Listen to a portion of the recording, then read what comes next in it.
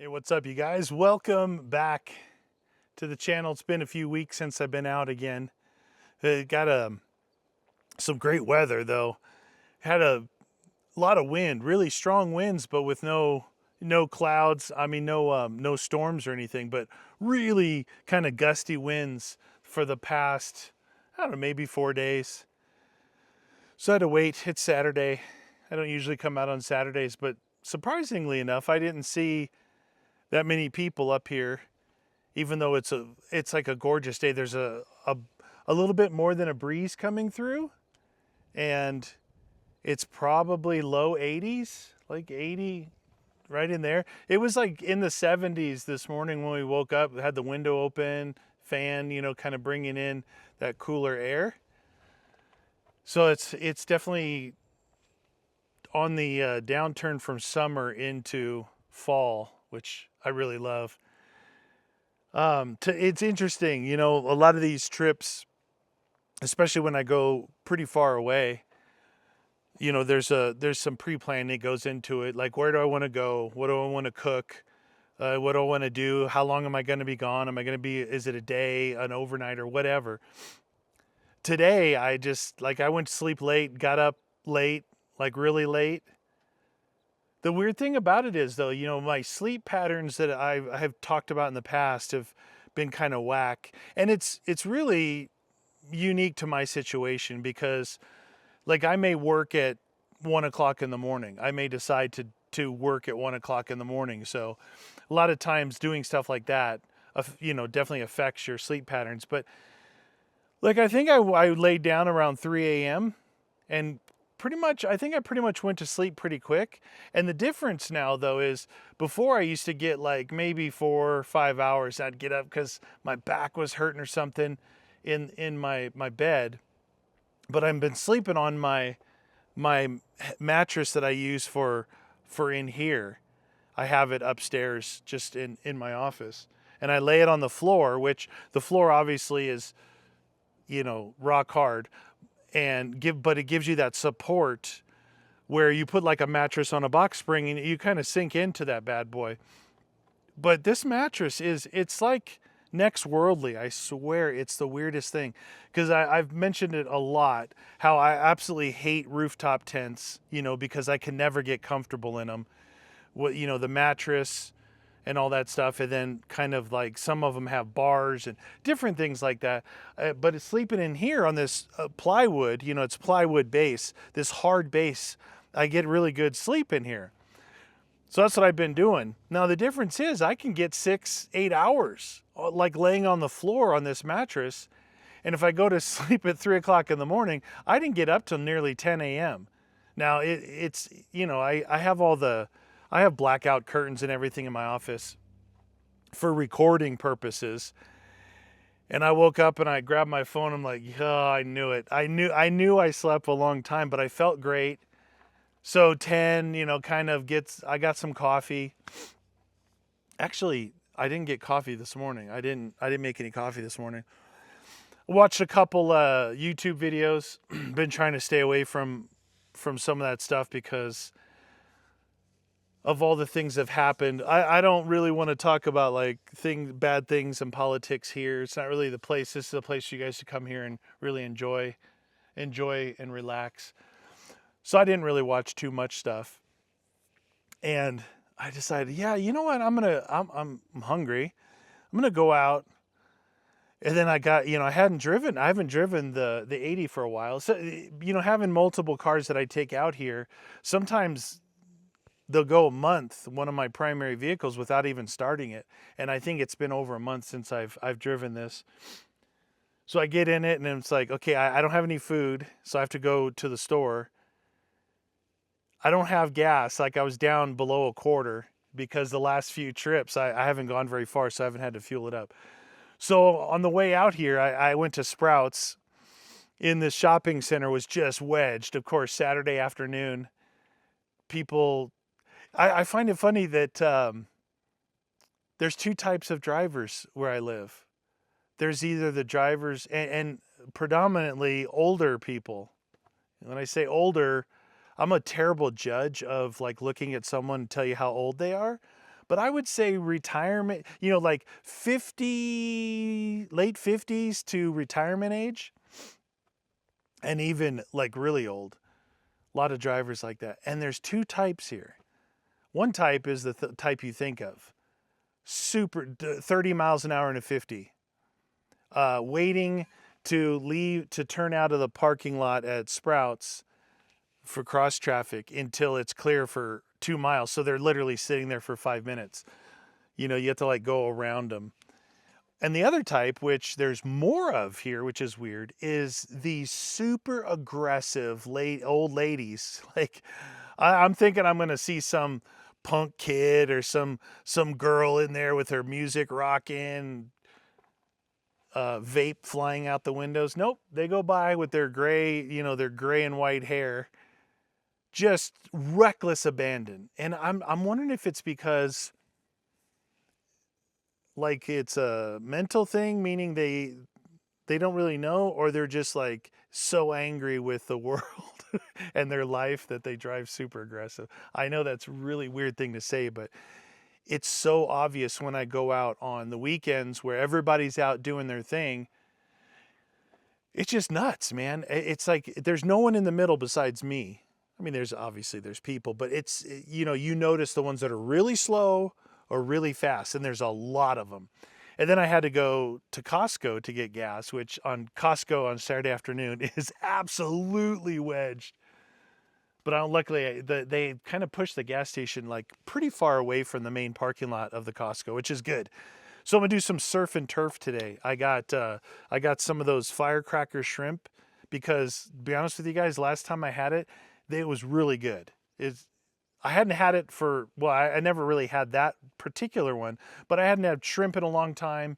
And then I had some salmon, which wasn't that great for me. They have so much salmon there. Like, I was tempted to try a different version. They had some ahi tuna that looked really good. And surprisingly, these big ahi tuna steaks were cheaper than regular steak meat, red meat. And I asked the lady in there, I asked her because I'm looking at prices of everything, and I'm looking at, they have like, this is the butcher area where it's just, in the refrigerated thing. And then down further, they have like the things that are in packages, ground beef, chorizo, hot dogs, brats, and then all the different types of steaks and chicken and all that. I'm looking over in that prepackaged area, and I see top sirloin, which, again, the reason I do top sirloin is because leading up to this point, it was very, very affordable to get that and have, yourself a decent steak. If you cook it the way you want it, it can turn out pretty dang good. And I'm looking, there's these two little tiny, like little, almost like filet mignon type size, those really small, two of them in a pack. They were like nugget size. $18 for two top sirloin little steaks. I'm not exaggerating. I could fit them in the palm of my hand, somewhere between a golf ball and a baseball. Baseball way too big, closer to a golf ball size. I'm like $18. I'm going to be honest with you guys. I don't shop. And when I do, I don't really look at prices because I don't shop that often. I'm like, if I want something, I'm going to get it. But I never, ever go. When I lived out here by myself for the first 2 years, I went shopping, and, I think twice a week I'd go shopping. I'd get enough for like 3 days, 3 to 4 days. And then I'd go in 3 to 4 days. And it was like this routine. It was almost that kind of, what do you call that? That OCD, like, my organization of things and my all that stuff. It works the same when it comes to, I'm like, okay, I'm gonna go. I didn't have set days. It could have been a Sunday, it could have been a Tuesday night, whatever. But I went, and what I'm getting at here is, I'm not trying to tell you that I'm some kind of price snob. Obviously, everyone wants to get the best deal. You don't want to pay some stupid price. I don't buy fancy foods that are really expensive because they have truffle in them. That's not me either. I'm a basic dude. So when I share with you guys this stuff, it's like, it kind of ties in with everything. used vehicle, the not over the top amount of stuff that I carry with me. Getting out without spending too much money. And that's why I'm trying to share this with you guys. So the reason I bring up these steak prices is because now I'm buying them and I'm looking, I'm going, what the heck? It's like, why is this one so expensive? And I come across these top sirloins. I'm like, wow, it's a big chunk of meat, and I cooked it and it was good, and it was like $6. Well, now I see this 2-pack, and it's not just right now, it's been leading up for like a while. $18 for this little 2-pack of top sirloin, a cheap cut. And then there was like a New York strip or something right there for $2 more, $20. And it was a big steak. I'm like, well, why would I buy the cheap cut? So I asked the lady, I went to Sprouts. I asked the lady, I said, give me the smallest one you got there. Right there had a really small one. And I asked, and it said $16.99 or something a pound. I'm like, I asked her, and she just said there was something that happened where there was either some cows had gone bad, like they got sick. There was just something happened, and we're still feeling the effects of that. But then I remembered, you gotta, when those prepackaged things, they say the price on them, so it's a shocker. When you go to get these things, you look at the price per pound. It's unit price, $16.99 a pound. But this particular one is only 0.445. So I don't know, you guys won't be able to see it, but $7.56. So $8 or $7.50 for this little guy. Let's take a look see the size of it. And that's kind of along the lines of what I was seeing before. It's not that big. I bought the smallest one, but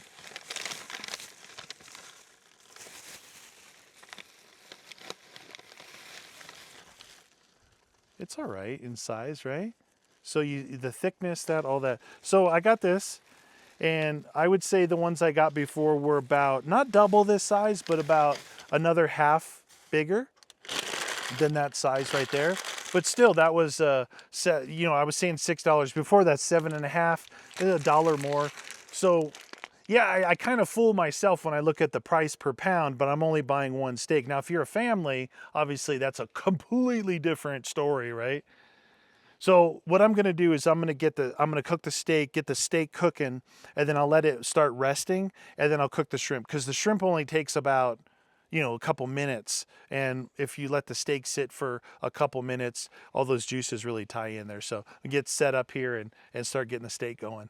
I just had a guy drive by in like a Jeep 392. I think it was that, or he had a motor swap, because it was definitely a V8. Pretty nice Jeep.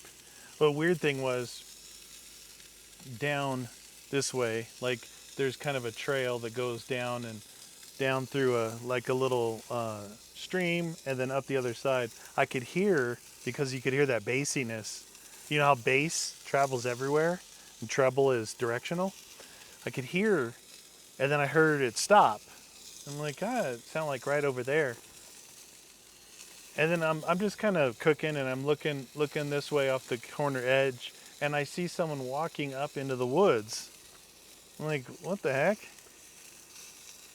Just walking. I'm like in the middle of nowhere. And then I see him kind of come, up the hill. Then I could see him there, about 100 yards away. And then walk back down, got in his Jeep, started it back up, and then drove by. Like, what the heck? Dude, what was that? There's nothing there but woods. I don't know, it's weird. You never know. You never know with people.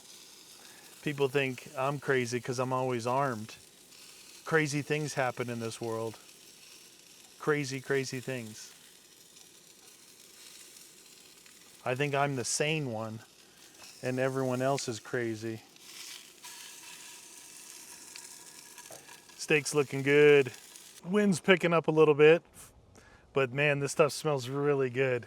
That steak was it was like as tall as it was wide, and it was taking a long time, so I just went ahead and broke the golden rule. I cut it in half and put it down like that. so I could actually get it cooked quicker. That's the thing about top sirloin, the way they cut them. They're like, those steaks you get from, I say it like I've been there a lot. I've maybe had it one time. It reminds me of Outback Steakhouse, right? The Outback Steakhouse. But I think the way they do that there is they sear them and then they put them in the oven, those steaks.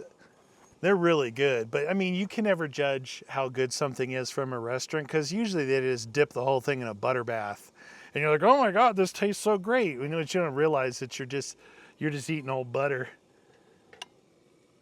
I was standing one place too long, keeping an eye on these shrimp, and I'm like, feel a little scratchy up my leg. Then I bite, like look down, there's this giant horsefly hanging out on my ankle. Good for you.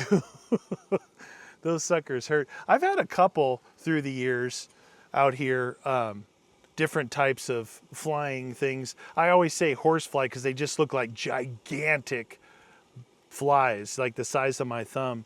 But I've had some where they bite and it itches and stings or whatever. But the red mark, the bite, takes a month or so to go away. And that's cleaning it. You clean it when you get home or whatever and kind of scrub it when you're in the shower. But yeah, I've had some last 2 months even. It kind of tells you that whatever, maybe they were on a pile of poop or something and then bit you, or it's their saliva. It's those no-see-ums. They're called no-see-ums. They're like little midges, little mosquito type of things. But they're called no-see-ums because you can't see them. And in my house, if you're outside, when it starts to cool down in the summer, I say cool down, when the sun starts to go down, they come out and they bite. I see that Jeep again. I guess he's just doing some off-roading. No, that's a different Jeep. Anyway, they come out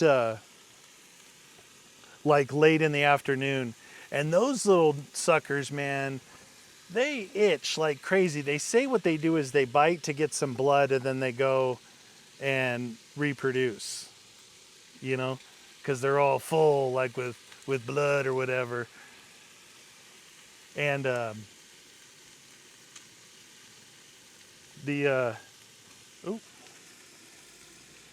those bites also last a while. And man, do they itch like crazy. This is looking really good. I've got some broccoli and some chopped pepper in here with them. Make a colorful mixture. Oh, that's a different one. Oh. It's that's interesting. It's the Angry Ape Tour.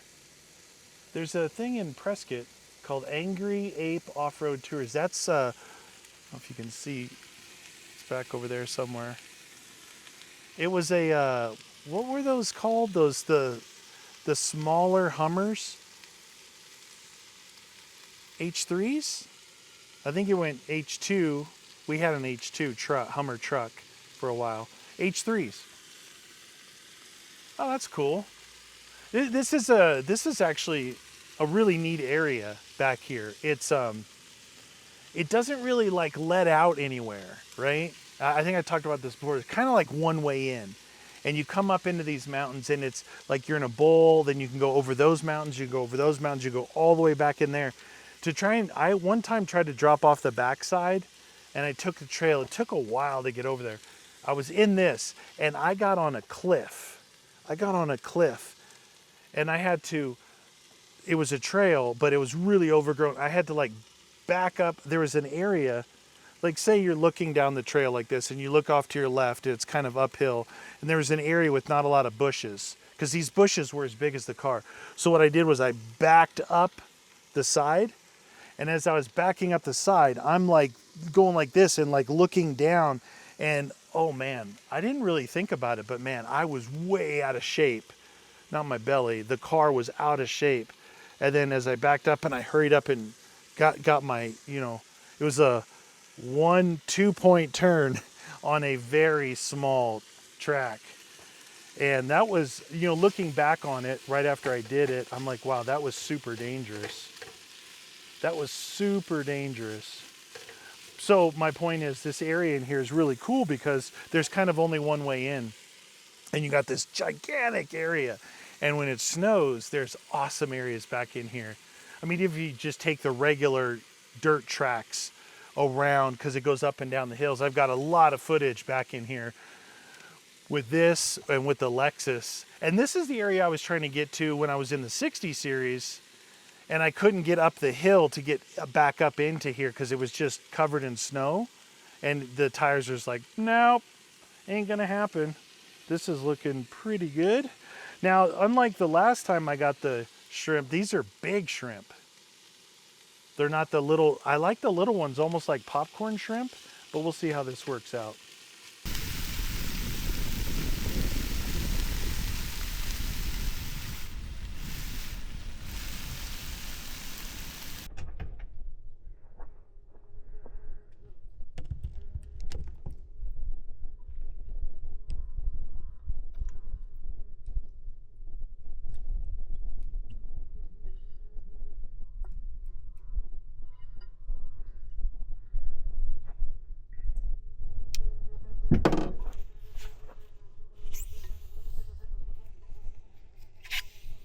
All right, so here we go. It's way too much food for me, but you know me, I'm gonna take some home. I think that looks pretty dang good, don't you? I should take a picture with my phone. I always forget to take pictures. It's just kind of the way I am. Oh, that's a big plate of food right there. Oh, wait, we got to get the spork in there. The all-powerful spork.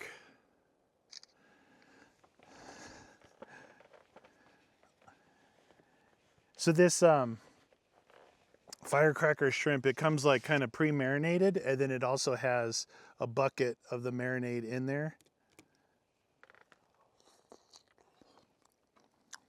Let you pour it on.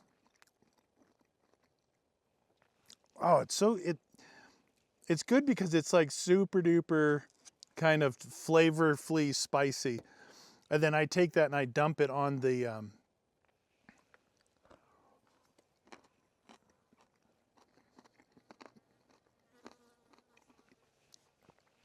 last time I cooked this, I didn't put the vegetables in till after I cooked the shrimp. And I was told by my people when I took it home, she's like, you should have put that in first. This time I put it in first, so they're definitely nice and tender. And then we got some steak, top sirloin.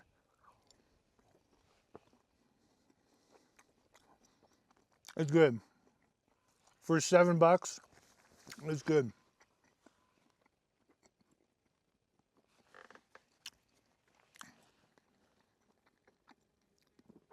Yeah, that turned out pretty dang good. Look at that piece. See how perfectly cooked that is?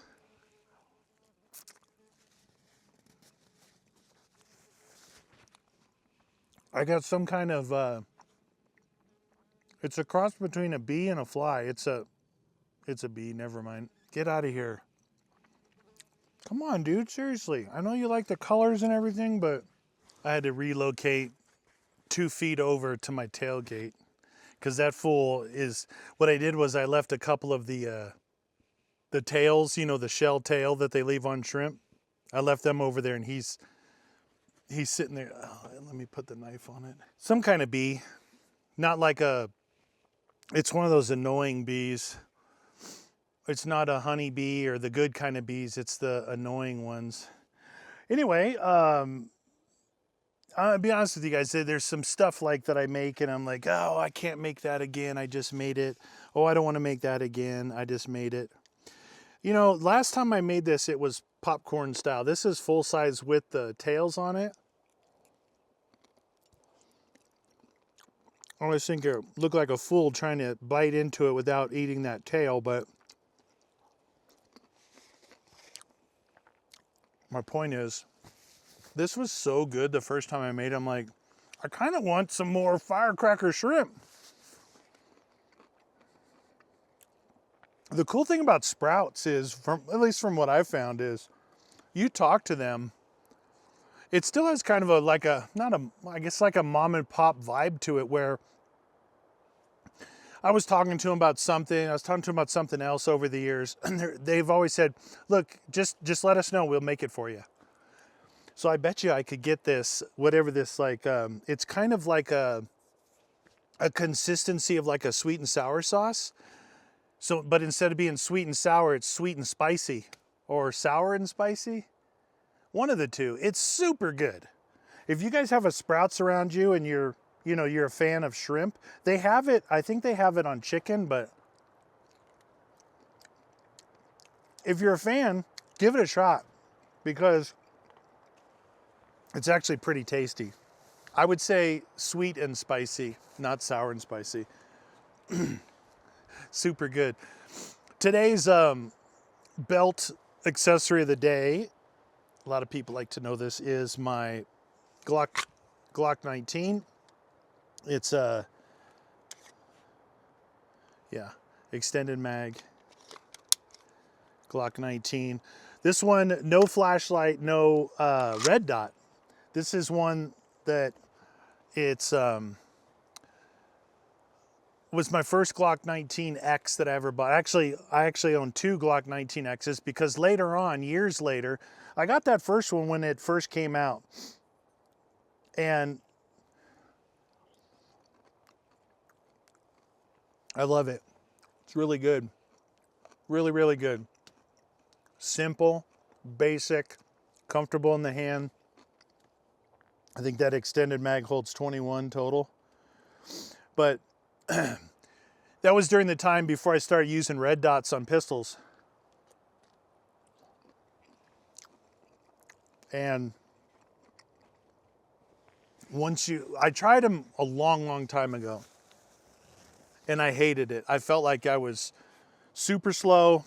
I was like looking for the dot. This was back when I was still kind of trying out different pistols to see what I liked. You can ask anyone in the know about firearms, that Glock has a very distinctive grip angle compared to most other guns. Most, not all, but most.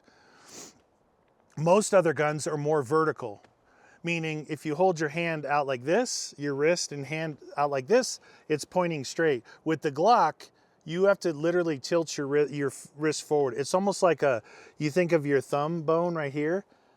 Think of pointing your thumb. It's not that exaggerated, but when you extend, you don't just extend like this, you extend like this.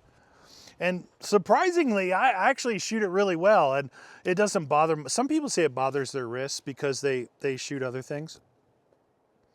But what I found is challenging, switching back and forth between very vertical versus that. And that's where I was having problems with red dots. So many years later, I put red dots on some guns, on my 19, on a couple of the SIGs that I don't have anymore. I got rid of the 320s. I do have one on my new, what is it called? The 365. I still haven't taken that out yet. I want to take that out, my Origin shotgun, and I need to verify I got a 1-6. I have a couple ARs allegedly. Look, you can grab anything. Okay, you grab anything. You got one, that's it, that's fine. But for me, I've got a couple that have kind of their roles. I have short one, for clearing houses. Mark 18, suppressed Mark 18. Flashlight, red dot, really good. And then I've got, some 300 blackouts, but I have a 14.5 pin and welded. If you're in the know, you know what that is. 16-inch overall is where you have to be legally. Otherwise, it's a short-barreled rifle, and you need to get a tax stamp for that. It needs to be registered because a 15-inch barrel is so much more deadly than a 16-inch barrel. That's sarcasm. But what you can do is the whatever you have on the end, flash hider, muzzle brake, compensator, whatever it is, it's considered to be part of the gun. If you pin, you got to drill a hole in through it and a little bit into the barrel. Obviously not through the barrel, but into the barrel. Put a pin in there and then weld it. That way you can't take it off. And then the length of that adds to the length of the barrel. That's why it's called pin and welded. And then it gets you to a 16-inch overall length barrel, and you're fine. What that does is, if you're a person like me that likes to run suppressors so you don't blow your ears out, is it ends up being like this much shorter, right? Because depending on the type of suppressor you have and the type of muzzle device you have, some will screw on and add, you know, the whole length, like almost the whole length of the suppressor. Some will screw on and only add 2/3. 1/3 of the suppressor is buried back all the way to the back of that flash hider or muzzle brake. So it's pretty cool. Basically what I'm saying is you get to add a 4 to 6 inch suppressor on the end of your gun, and it doesn't feel like it's this big. And that's really good. But on my 14.5, it's a nice, I say custom build. It's built by me with good parts. Basically it's a BCM upper, and BCM is a very solid company based like how their pricing goes for what you get. BCM upper, the lower is completely tricked out by me with like Geisley parts, Geisley trigger safety, maritime bolt catch, things like that. I've got a Wilson Combat grip on there. You say, why? Because somebody didn't like it and they traded it in at the gun store, and he had this box of AR grips in there, and I went through and there's like 3 of them in there, and I'm like, man, these are pretty dang comfortable. They're kind of like the BCM grips, not broomsticky, but a little bit kind of fat, but not too fat. But the Wilsons have more aggressive texturing on them. So I got that. It's actually just a kind of a tricked out lower. Nice, I don't know if I have a SOP mod stock on it. I think I have a Geisley spring in there, the braided. Anyway, it's a really nice gun, and I also found a used Leupold 1-6 patrol scope. It's a rifle scope, so you can do 1 power or 6 power, and I really like it because it costs me next to nothing. Most of the good ones are like $1,500. That's a lot of money. It's more than the gun. But I've never actually really zeroed it and taken it out to, a known distance, whatever, 200, 300 yards or whatever. So I still need to do that. I haven't shot that much this summer. Funny thing was, in the spring, I started going back out like every weekend. I was really kind of got back into it. But then the summer hit, and I don't know, plenty of excuses with heat and everything, but yeah, I got some things I need to do. I need to test out this 365. It's a Legion. It's the bigger size, kind of like a Glock 19 competitor, but twice the price. And I don't know how I got off on this topic, but yeah, 19X. Oh, the other 19X I got later on was an MOS style, meaning it was cut for a red dot. And it was actually, it was some kind of, they do these weird things. It was I don't know if I want to say a big gun company or like I think it was a big distributor. Kind of like, it wasn't Brownells, but like Brownells. Like Brownells will do signature series stuff where they'll do some things to a thing and sell it like that. The Brownells edition. I don't remember whose edition it was, but it was something like that. It was like a big kind of distributor company, and it was kind of two-toned, a little bit more, not much more than this one, but it came with basically the MOS system, which is the Gen 5 slide that is cut for a red dot. But it also came with a suppressor barrel, meaning it has a threaded barrel. It sticks out the front, so you can take that off, thread your suppressor on. I did buy years ago a Glock barrel that was threaded, and I didn't like the way whatever my combination was. I won't say that it made it not reliable, but I think I did have a couple of jams in there. But a suppressed pistol to me is kind of dumb because they end up being so big you might as well have an SMG or an 8-inch 300 blackout or a 6-inch 300 blackout. But the ones pistols that I do have that I suppress are HK45s. So I have compact tactical 45, you know, kind of the Navy SEAL gun back in the day. And then I have the full size. So I have the CT compact tactical, and then I have the full size HK45 T tactical, which comes with suppressor height sights, threaded barrel. I've got a Tyrant titanium 45 ACP suppressor. So it's long, it's thin, but it's titanium, it's super light. Very specifically titanium for a pistol. You can use titanium on a semi-auto rifle, you'll melt it. You'll melt it. No matter what you think, you'll melt it. Yeah, it's pretty cool stuff, allegedly. But going out there, it's, you know, I haven't been out there in a bit, and I do need to get some stuff sighted in and different things. But that's why I have two 19Xs. I guess that was a really long story to get to that. This was my first one, and I really like it. If you don't know what a 19X is, it's basically a Glock 19 slide, which means it's a little shorter, with a Glock 17 lower pistol grip, which means it's bigger. Glock 17 is a full-size gun. Glock 19 is a compact gun. Not subcompact, but compact. And everyone in the world that loves Glock says Glock 19. Like, well, 19X for me because of the full-size grip. Now, I have a 19, and I actually shoot it really well. It's got a red dot flashlight. I've got a Haley Strategic Incog holster for it, so it's a appendix carry, you know, and it's pretty dang good. I don't have a problem with the 19 grip, even though my pinky does rest on the magazine. I just like to make fun of people because they think that one size fits all. I think I saw something one time. I don't know if it was on a hat, you know the stretchy hats, or something.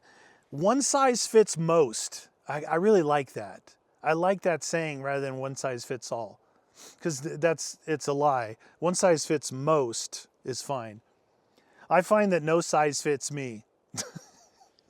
I see like cool like all my life. Cool clothes? Nope. Cool shoes? Nope. We don't carry 14 or 15. So some brands is a 14, some brands is a 15 for me.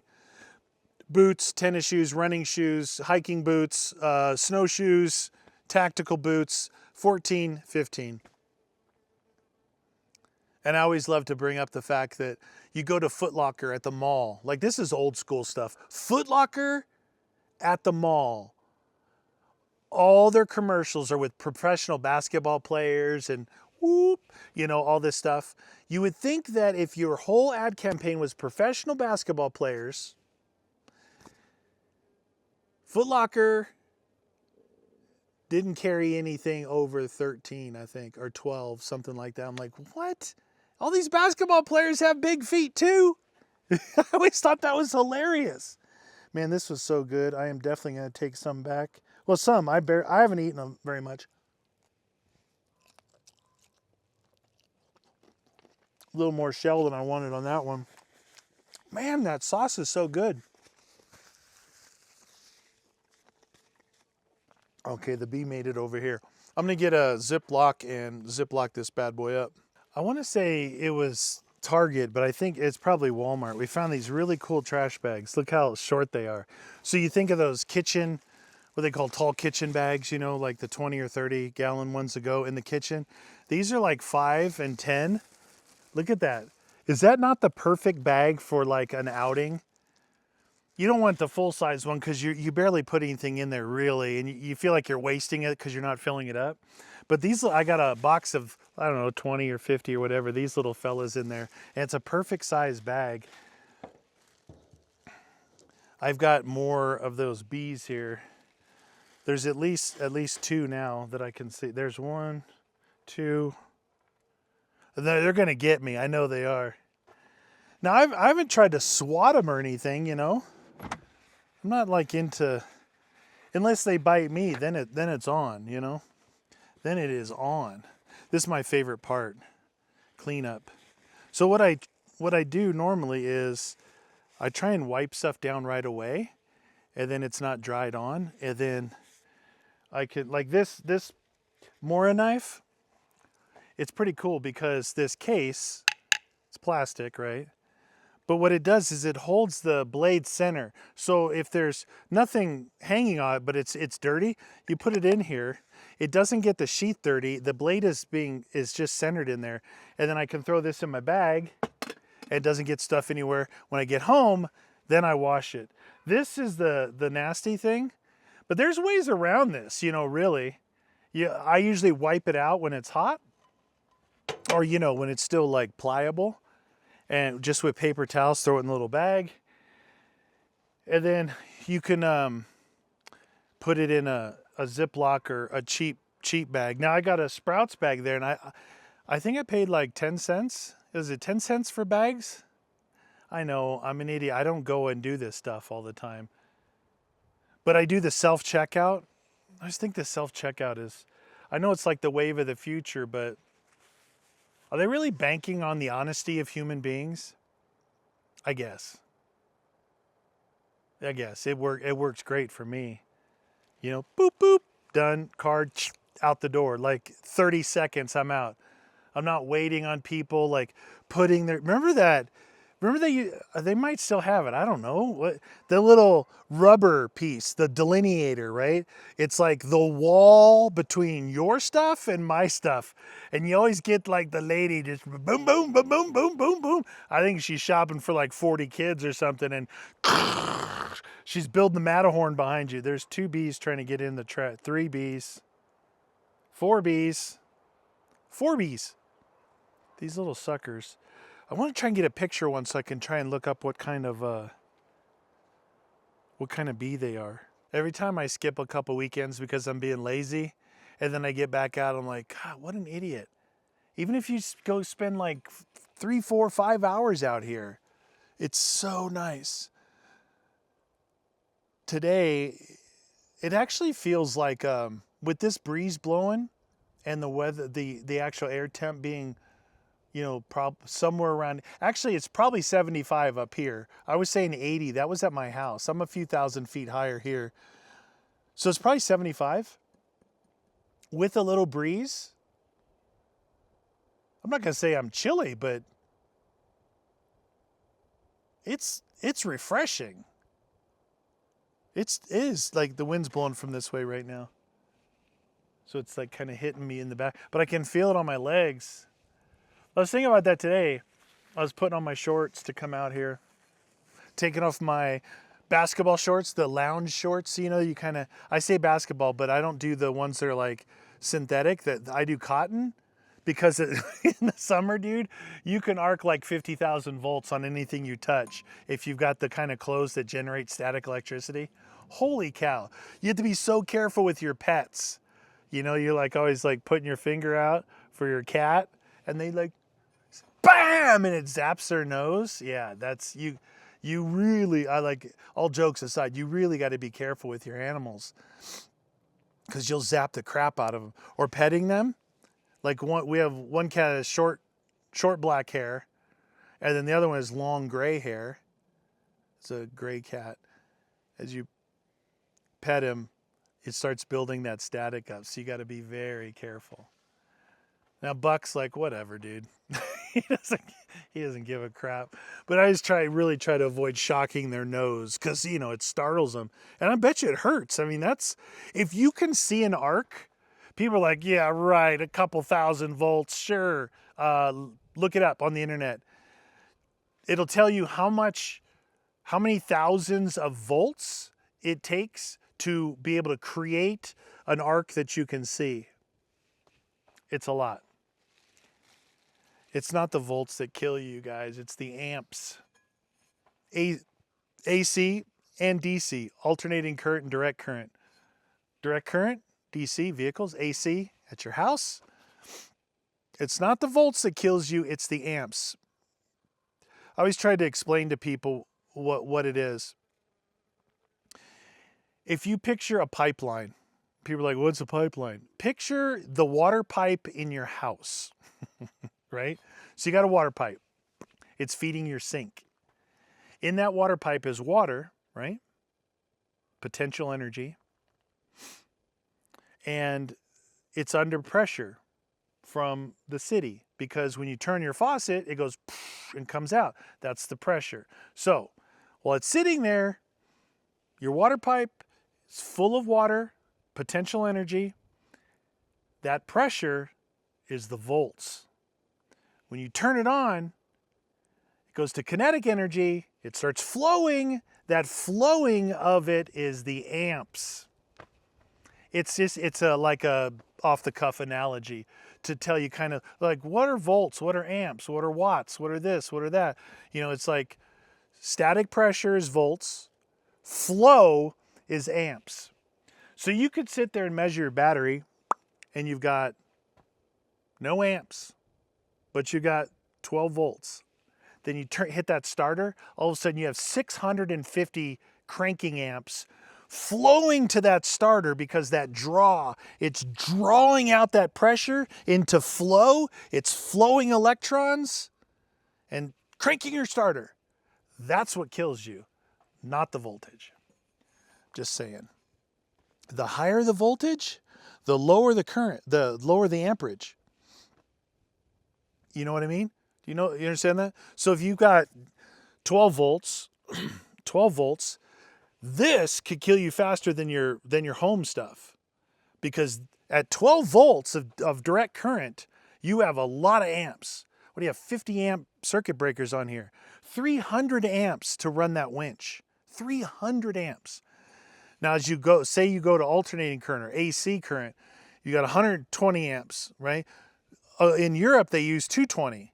They use double the amps that we do, so double the voltage we do, so they actually have half the amps. I don't know if it works out exactly to 50%, but as you go up in voltage, it takes less amps to actually do the same thing. So picture more pressure in the pipe. When it starts to flow, you don't need as much flow. You don't need as much current going because there's more pressure there. That's why I always thought it was a good analogy. Maybe it's not, who knows? Man, we talked about some weird stuff today. Talked about, bang, bang, bang, and talked about volts and amps.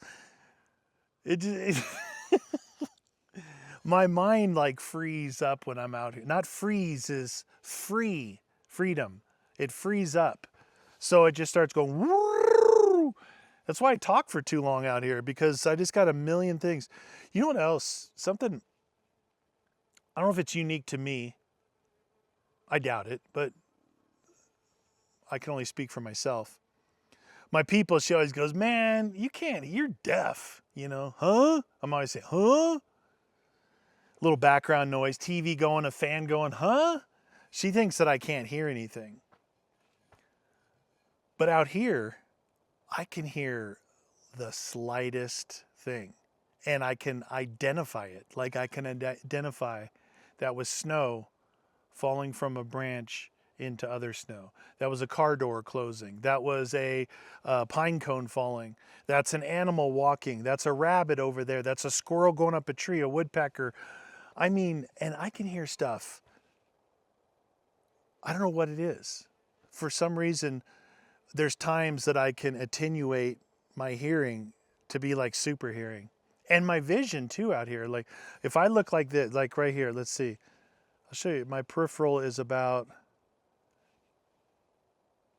see if I, yeah, it's what it should be. It's almost like this. So if I see movement almost at 90 degrees,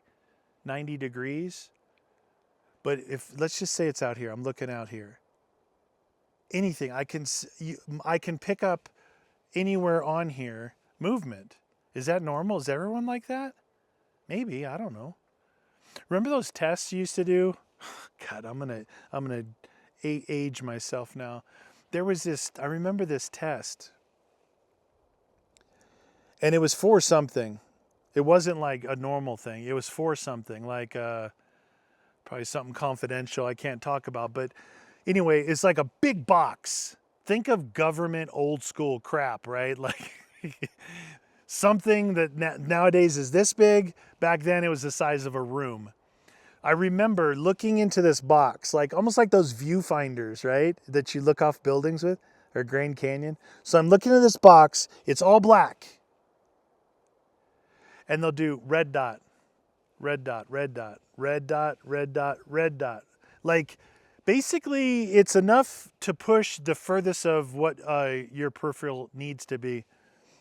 And then you're holding up like a little clicker, a little thumb switch, a little vest switch in your hand. So you're just holding, kind of holding like this, and you're looking in there. Whenever you see a dot, boop, boop. And so what they do is they count the number of times that it comes up that you don't see it. And it's a test for something. Like I said, I don't remember exactly what it was. I've been done a lot of stuff in my life that I can't talk about. But it was like, it was old school stuff. Wow. The brain is such a weird thing. I was talking about this last night. There's times I can remember times when I was in third grade doing like where I lived, what I was doing. And then times, but there's times that I can't remember a decade, like 10 years, a block of 10 years. I mean, you kind of know what you did and where you lived, but nothing like pops out, nothing definitive. I remember all of high school. I remember all of that. It was like after high school, college, somewhere in there, I kind of lost. I think it was when I got a serious job and I had my head down trying to earn money for the first time in my life, right? I mean, real money. I'm not talking about making sandwiches and pizzas like I did back when I was 15 or working at a pet food store that my best friend owned, my best friend's parents owned, stuff like that. I mean, putting your head down, you're in a place where you have the opportunity to make good money, but you got to work your butt off for it. None of this hand me crap. None of this like, oh, participation medal and I can't fail and mommy said I can do whatever I want. I'm talking about, look, you want to earn money? You got to work your ass off. You got to work overtime. You got to work weekends. You got to work in hazardous locations, like really hazardous locations. You got to work holidays. If it comes up, you're on call and you got to go out in the 3 o'clock in the morning. You get a call. You got to drive to Phoenix, 6-hour drive, right? From where I was. But if you did all this stuff, you made good money. Like you made really good money. But it wasn't just given to you. You had to perform because if you performed, the company made money, you made money. How did I get off on this topic? I don't even know. Oh, and so I think it was during those times because I worked for that company for 20 years. And that first 10 years, I wouldn't say the first 10 years. I would say maybe after the first 2 years and then a 10-year section, I was like head down. I didn't go to the movies. I didn't go out to dinner. Luckily my people, she's a dang trooper. She is way tougher than I am. She stuck around, not going to dinners and stuff. I had all my excuses of, hey, I'm making us money. Look, I bought my first house, 27 years old, I bought my first house. All my life I've lived in trailers and motels and rental crap. Just 27 years old, bought my first house. 4 years later, sold that, bought a bigger house. Was there for X amount of years, sold that, moved out here. Sold that house, got a bigger house once my people moved out with all the animals and all our crap. And that's where I'm at right now. That's weird background topics. Anyway, once again, I've talked about really random stuff. I don't know, man. I think that's going to do it. Let's tie that up here. Surf and turf, you guys. Really good. I think it could be chicken, really anything. Because, I mean, I like shrimp. I like shrimp. I think the shrimp are like a good base for whatever. You want to grill them, you want to saute them, you want to butterfly them, you want to skewer them.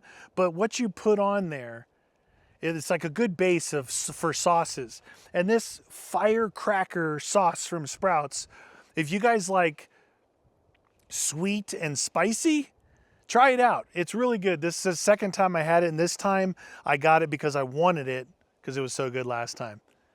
Anyway, hope you guys enjoyed that one. The weather is really starting to turn. It's so nice today. It's a beautiful, beautiful day out. Not a cloud in the sky, and a little breezy, probably 75 degrees. Thanks for hanging out. We'll see you all next time.